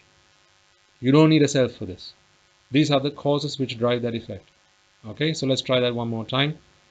Get back into your meditation postures. Observe your breath, but being aware by asking yourself the question, who's breathing? Okay, so let's try that one more time. Namo tassa bhagavato arahato samma sambuddhassa. Namo tassa bhagavato arahato samma sambuddhassa. Namo tassa bhagavato arahato samma sambuddhassa.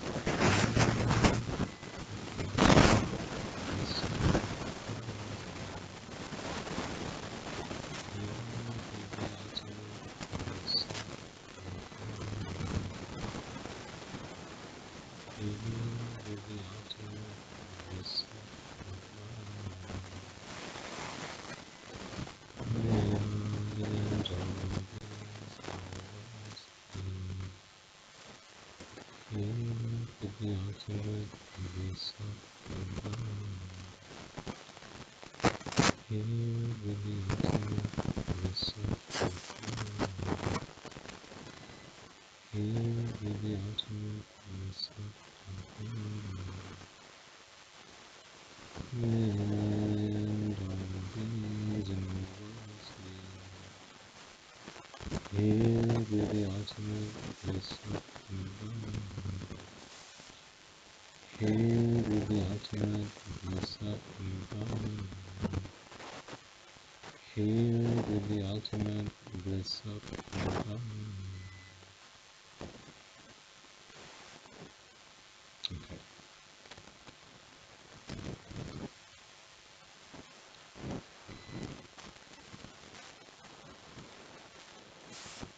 I'm a little cautious about continuing the meditation any longer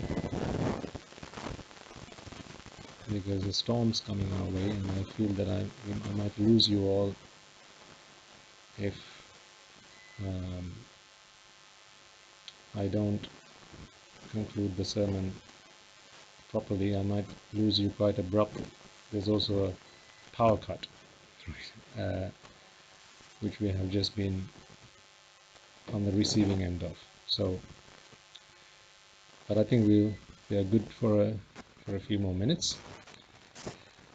Hopefully, during those 2 meditation sessions today, as I said, it's very natural for you to feel, or for you to come up with the answer that it's I who's breathing. But if you take the time to analyze, and if you take the time to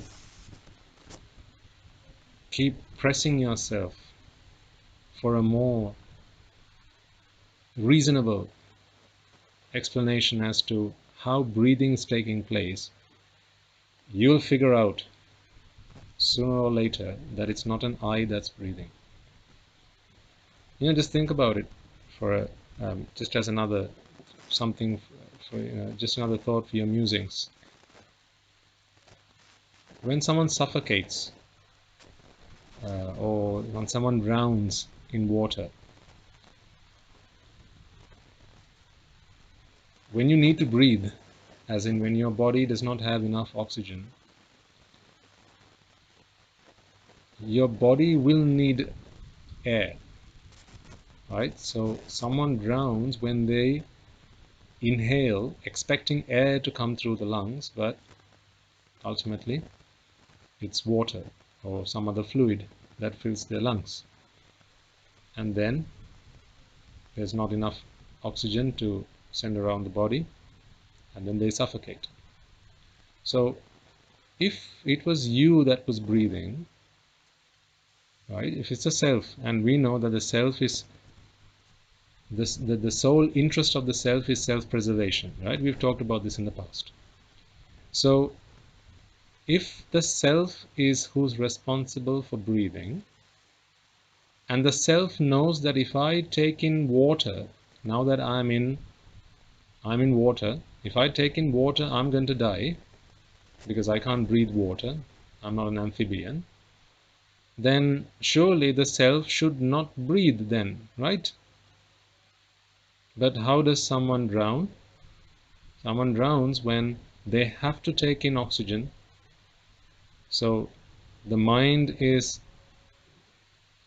continuing to instruct the brain, and through the brain the muscles, to take in oxygen, because the oxygen level in the body is starting to drop and the carbon dioxide levels are starting to go up. So therefore the exchange has to take place pretty soon. And then when you're in water also you're struggling, right? And that's consuming even more of the oxygen you've taken in, as your muscles are working harder and the rest of your body is working harder to swim and stay afloat and all the rest of that, right? But what's happening is, now you see, the self knows very well. You studied for science that you can't breathe water, but can you stop yourself from breathing water when you're in water? No. So if it's the self that's breathing, surely knowing that you're in water, you should not breathe then, right? But how does one drown? when there are causes which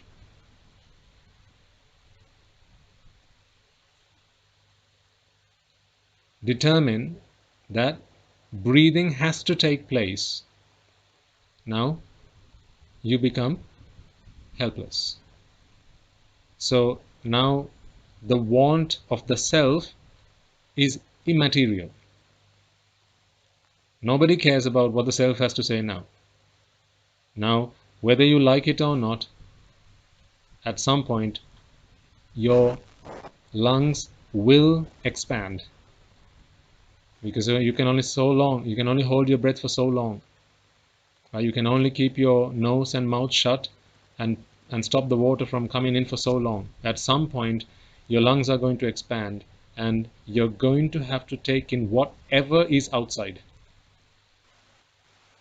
And if that happens to be water, then clearly you're going to drown. You know that when you're in water. So how does someone drown then? So can it be the self then that's controlling this?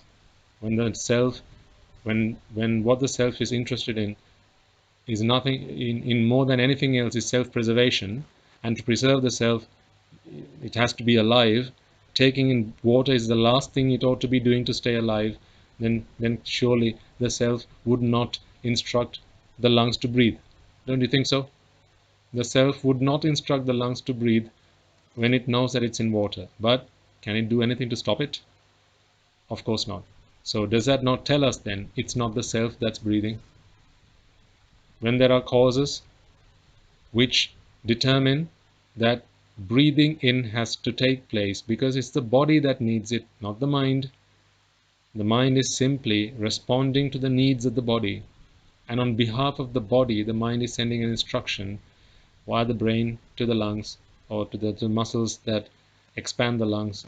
Go ahead, do your job, do your thing. And then unfortunately, it happens to be water, and the man drowns. So you see, as much as we'd like to think that it's us who's breathing in, or it's me who's breathing out, it's me who's holding my breath, right? This is all a fantasy. It's all made up. It's all a delusion. There's no self that ever breathed in or a self that breathed out. There was never a self that did any of these things. What happened was the function of breathing in and out, this process, this activity took place nonetheless. But as we are beings with a self, and when you have a self, we want to be able to designate actions, we want to be able to delegate things, events that happen within this body, because clearly if we believe that the body is the self, then we feel that the body, if the body is the self, then we believe that everything that happens within the body has to be self-driven. So if it's self-driven, then clearly breathing is something that I am doing, the self is doing. But we are seeing plenty of evidence now. All we did was just take a moment to analyze and contemplate what's really going on. See, that's all we need to do ultimately. We just need to look at the truth. All the facts lay bare in front of us. It's all there to be observed and analyzed and understood. As Sherlock Holmes often said to Watson, right? What you see, I observe, my friend. So the facts are all out there. What we need to do is to observe them, we need to analyze them. And then once we do that, we begin to see the truth as it is. The truth for what it is. Okay? So hopefully, today's meditation program, you have been able to understand, at least to some extent, that this activity of breathing, this bodily function, is one that is driven by causes, and it has nothing to do with the self.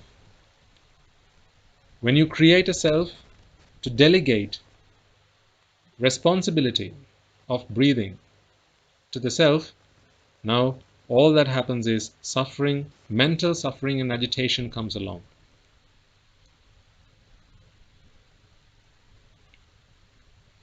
Actually, drowning or suicide even for that matter must only inflict physical pain. But whenever there's a self, it hurts twice. It hurts twice. Why? Because it hurts physically, as it does to anybody, and then it hurts mentally, because there's a self that wants to preserve itself. So I urge you to continue that meditation.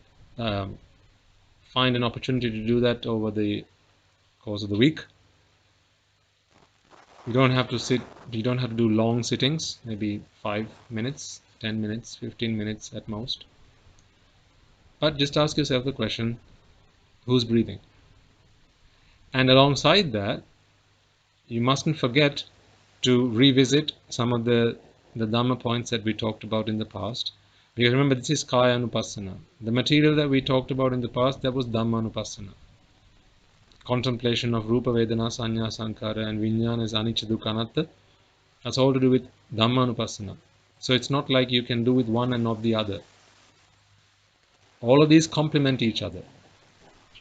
So while you begin to observe and identify that there is no self that is within the body, alongside that you need to attack the self through Dhammanupassana, which is the contemplation of the 5 aggregates, or the 5 clinging aggregates, as being anicca, dukkha and anatta, essenceless or joyless, or vexatious, sufferable and essenceless. So that contemplation needs to continue. What that will do is it will start to decay the self. On the one hand, with Kaya Anupassana, you will be able to recognize that the self is not within the body. And then we'll move on at some point to Vedana Anupassana, at which point you will begin to understand that the self is not within feelings. And then we move on to Chitta Anupassana, where you'll be able to identify that the self is not within the identifications that we do, the recognition or the thoughts that come and go. And then alongside that, with Dhammanupassana, you'll be able to fortify this practice and really attack the self. So with the other 3, you're understanding that the self is not in any of these things. And with the 4th, or the Dhammanupassana, you're attacking the self altogether. So this is a kind of a 2-pronged approach. And when these 2 things happen in unison, then what you need to do to eradicate the self, which is after all uprooting of ignorance and attachment, will happen at a rapid rate. So just because we have started talking about Kaya Anupassana now, does not mean you can simply forget all of the stuff that we talked about in the past.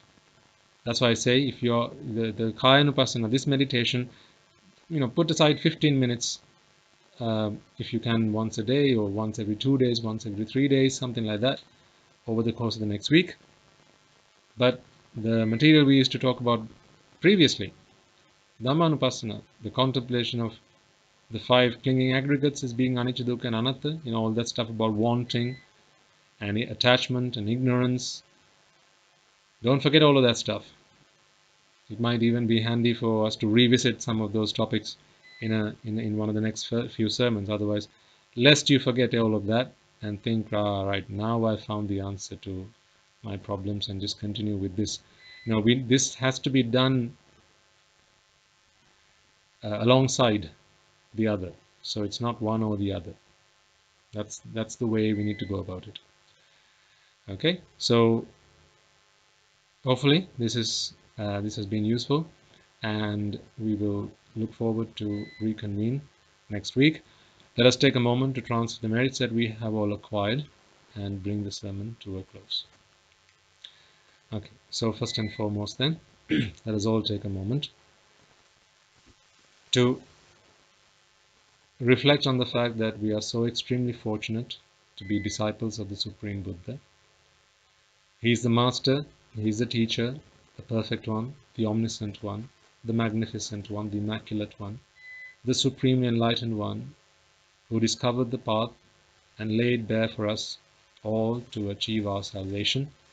Let us take a moment to transfer merits to the Bhikkhu, Bhikkhunis, Upasaka, Upasikas, who since time immemorial protected and preserved the teaching of the Buddha and passed it down through the generations, through the noble lineage, and also in the form of the Tripitaka, which we have today to study, understand, and comprehend and practice the Dhamma. Let us also take a moment to transfer merits to the members of the Mahasangha, who are resident throughout the world, not forgetting for a moment the monks and nuns who are resident in your local temples and nunneries, who have always been by your side, through thick and thin, come rain or shine, to help you, support you, to assist you. Let us take a moment to transfer merits to all of them. Let us also take a moment to transfer merits to Guru Swami Mahansa, as well as all the other monks who are resident at this monastery, and the Anagarikas, as well as the Anagarikas who are attached to this monastery. Let us also take a moment to transfer merits to the devotees of this monastery who have made it their duty, or consider it their obligation and their duty, and do it with great regard, the supporting and fulfilling of the needs of all the monks and Anagarikas who are resident at this monastery. May they all rejoice in the merits that we have all acquired today.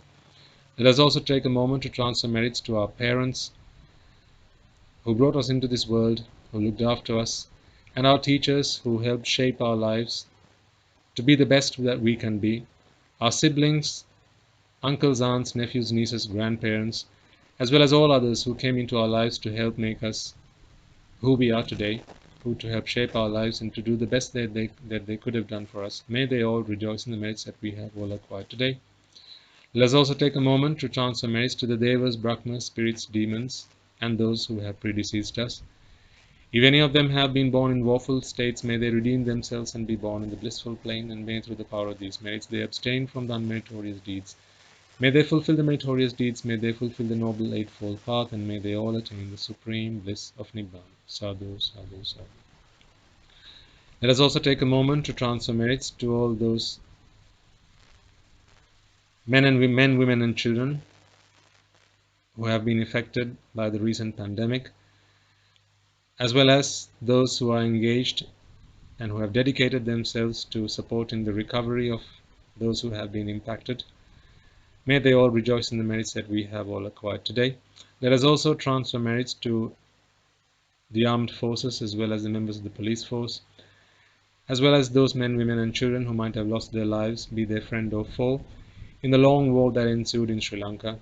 May they all rejoice in the merits that we have all acquired today. Let us also transfer merits to all those who might have lost their lives in natural disasters such as the tsunamis, all disasters, both man-made and natural. May they all be able to rejoice in the merits that we have all acquired today. And may through the power of these merits, if any of them have been born in woeful states, be able to redeem themselves and be born in the blissful plane. And may through the power of these merits they abstain from the unmeritorious deeds, fulfill the meritorious deeds, fulfill the noble eightfold path, and may they all attain the supreme bliss of Nibbana. Sadhu, sadhu, sadhu.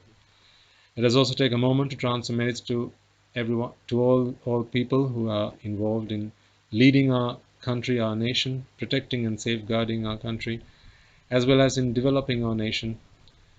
It is thanks to them that you and I are today able to focus our energies on practicing the path and achieving our salvation, as well as those who have taken upon themselves the duty and the obligations on our behalf and have released us of our duties and responsibilities, at least for a couple of hours or a few moments, so that today we could be in the presence of the Dhamma, to practice the Dhamma, to preach the Dhamma, to live the Dhamma. May they all rejoice in the merits that we have all acquired today. It is thanks to them that we are able today to dedicate this time towards our salvation, towards our liberation. Let us also not forget those men, women, and children who have dedicated a large portion of their lives to propagating the teaching of the Buddha throughout the world, as well as in making these sermons available to the masses, either in audio form or in written form, through transliterating these sermons and making them accessible to the wider audiences. May they all rejoice in the merits that we have all acquired today. To whatever donations they make, either monetary or their goodwill or perhaps their energies, both mental and physical. May they all rejoice in the merits that we have all acquired today, and may through the power of these merits they abstain from the unmeritorious deeds, fulfill the meritorious deeds, fulfill the noble eightfold path, and may they all attain the supreme bliss of Nibbana. Sadhu, sadhu, sadhu. And finally, may through the power of all the merits that we have all acquired today, we be able to witness the advent of many hundreds of thousands of Arahatun Vahanses and Arahat Mehinin Vahanses in this life itself and in the era of the Gautama Supreme Buddha itself. Sadhu, sadhu, sadhu. And finally, may through the power of all the merits that we have all acquired today, you and I and everyone who has contributed to making this event a success and to propagating the teaching of the Buddha throughout the world, throughout the universe, may be able to become an Arahatun Vahanse, an Arahat Mehinin Vahanse in this life itself and in the era of the Gautama Supreme Buddha itself. Sadhu, sadhu, sadhu. The members of the Mahasangha will now transfer their blessings to you. Raga ginnen idetva Dvesha ginnen idetva Moha ginnen idetva Nibbana parama sukhayan Sukhita taravetva Nibbana parama sukhayan Sukhita taravetva Mamada siyalu loka siyalu satvayo Nibbana parama sukhayan Sukhita taravetva Nibbana parama sukhayan Sukhita taravetva Nibbana parama sukhayan Sukhita taravetva Raga gini niveva Desha gini niveva Moha gini niveva Nivan sapa labeva Nivan sapa labeva Nivan sapa labeva තුනුරුවන්ගේ සූවිසි අනන්ත මහා ගුණ බැලෙන් සීලු ලෝක සීලු සත්වයෝම නිබ්බාන පරම සුඛයෙන් සුඛිතතර වෙත්වා. May I and all beings in all worlds be freed from the fires of desire. May I and all beings in all worlds be freed from the fires of delusion. May I and all beings in all worlds be freed from the fires of aversion. May I and all beings attain the supreme bliss of Nibbana. May the noble triple gem be with you all forever. We will conclude the sermon on that note. May the noble triple gem be with you all.